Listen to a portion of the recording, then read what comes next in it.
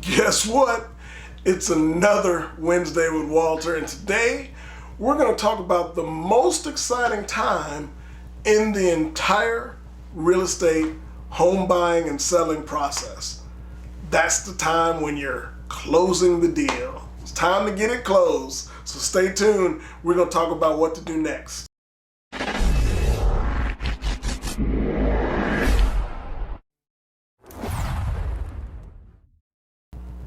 Hey guys, I love it that you're here today, and I'm always excited to tell you guys about real estate and how the market works and the different processes.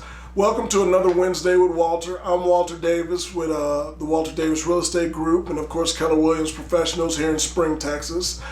And if you have any questions, of course you can always reach me. Let me give you my number. It's 832-257-9083.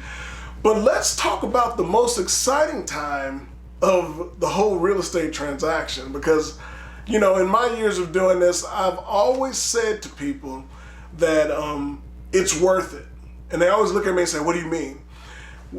You're gonna have a couple times where this is a little stressful in the process. It's gonna seem a little long. You're gonna have a lot of moving pieces that are gonna be going on throughout this process, but all of it's worth it to get to the closing table, close your deal, and get your keys. Because once you have those keys, man, it's a whole new thing when you walk into your home. So let's talk about closing. Let's talk about that in-between time, between the option period time. Well, they've gotten your appraisal, they've done the survey, let's say, and now we got that in-between time, which is about 2 weeks or so, a week and a half, before you close on your home. And I always like to start up, I always got my handy dandy notebook. I know you guys love that I bring it in. And for some of you old school guys and gals out there, I say handy dandy notebook because my kids used to always watch Blue's Clues. And so it's kind of like one of those things that's just kind of stuck in my brain. But anyway, let's talk about the closing process and kind of some things that you need. The first things you're going to need in the closing process is you're going to make sure you have a current state ID. Let's get the easy stuff out of the way, right? Current state ID, current driver's license. They'll give you some other additional forms. You can use a passport, as long as it's a government ID. You're going to need, I usually tell people to bring two. Bring that, bring your social security number, card if you have it, birth certificate, something that's going to validate and verify that you are who you are, okay? They might only ask you for your driver's license. They have a notary there, so they're going to sign that on right then and there on the spot. But those are important. You cannot have an expired state ID. They won't take it. They'll make you stop closing. They'll send you back out to the DPS. You'll have to get the new one and then come back and close on another day. And you don't want to delay your closing because you didn't have ID. You know what I mean? I've had that happen once before. So you don't want to come to closing and not have ID. Then this is a big thing. I always tell this to my clients, and I tell them until they're just tired of hearing me say it.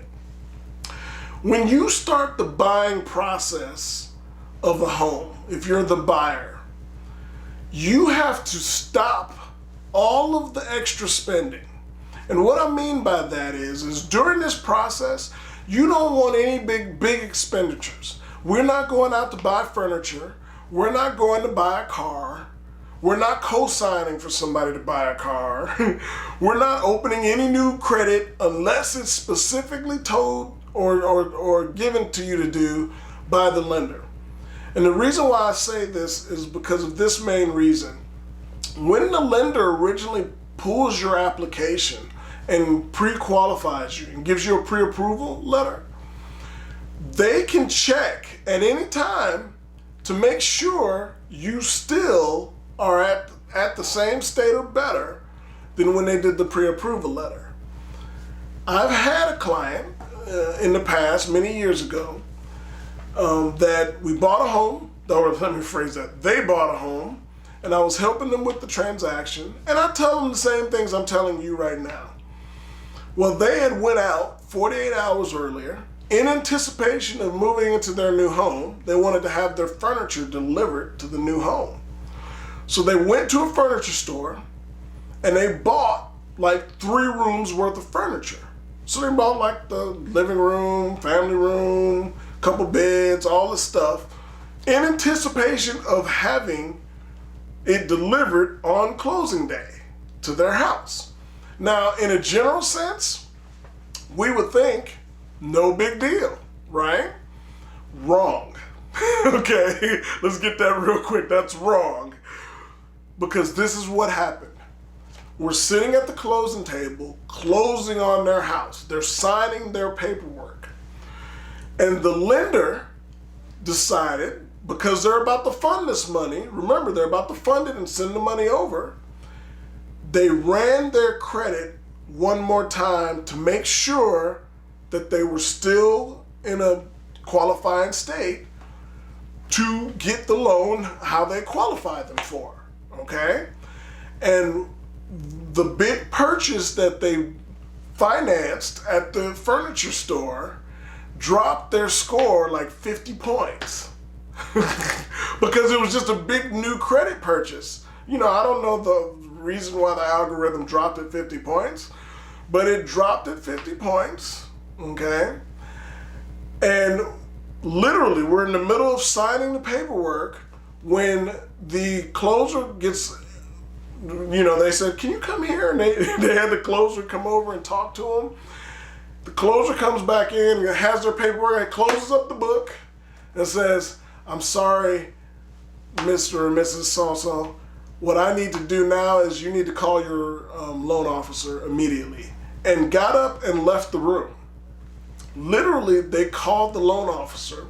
And the loan officer said, well, the lender just reran your credit and you no longer qualify for this program based on you just made this purchase. So what ended up having to happen, now granted, you know, being the best agent in the world, we figured out a way to make it work. And what ended up having to happen is we did an extension. I got the seller to extend for 2 more weeks, okay? They had to go and return all of even the furniture hadn't been delivered yet. It just had been written up as a bill of sale. They had to return it all.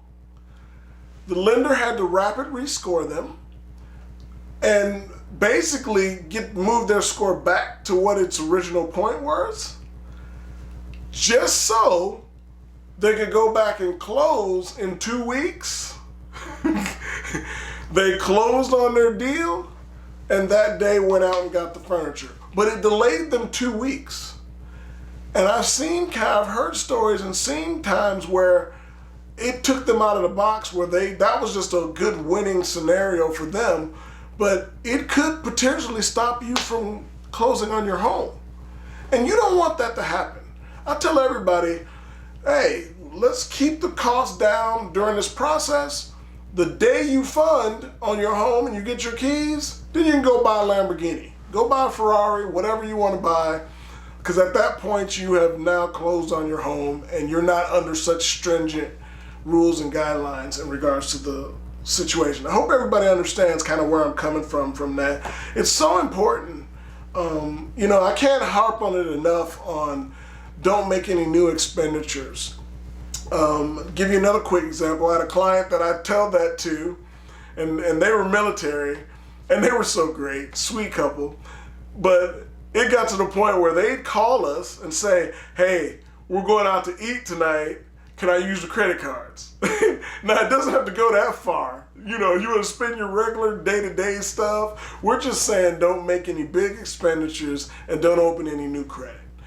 Another thing you want to do during this process, this gap period of a week and a half to 2 weeks before you close, is you want to keep getting your pay stubs and your bank statements as they come in. I tell everybody put a box on the counter, and you just drop them in there. Because many times, as we get towards the end, the lender wants an update on your bank statements, and they want to update on your pay stubs. They want to basically verify that you're still working at the same place, you're still making the same amount of money, and that you haven't had any overdrafts and things like that on your bank account to show that you've been basically bad with your financial situation. Okay, and I say that because that's so vital. It makes it so much easier, and it knocks one more duck out of the way. So when they call you, you just go to the box, you pull everything out of the box, you forward it over, done in about 2-3 minutes. Okay, it's also vital in this time period, whether it takes you 30 days to close or 60 days to close, depending on what your scenario is, or if you're building a home and it takes 4 months to 6 months to build. We don't want any late payments on anything during that time period. One 30-day late can stop you from buying a home. And in many cases, you know, a lot of people say, well, it's not that serious. No, one 30-day late can stop you from qualifying for the great program that you were taking advantage of in your pre-approval. One 30-day late can stop you from basically owning that home until you can get it cleared up or you have 6 months of transaction again. That's why it's so important. I tell quick hack. I tell everybody, put your stuff on automatic. Put your credit cards on automatic so that it's gonna pay at least the minimum, which will keep you current. Put your car notes on automatic, you know, where it just pulls it out of the account. Now you gotta make sure the money's in the account, but I think that's an easier juggle to make sure I got money in the account all the time versus trying to pay all the different bills, especially if I have 7 or 8 cards and I'm not usually doing it that way. So, you know, put it on automatic, let your stuff get paid automatically. You can still pay it yourself if you want to, but in case you forget, because some life happens, you're still in good shape and it'll take care of itself and keep you in the qualifying realm. Lastly, I want to focus on my number one thing I want to say about this period is because it gets quiet in a way. And as a buyer in many cases, and even as a seller sometimes, you're wondering, is anything going on?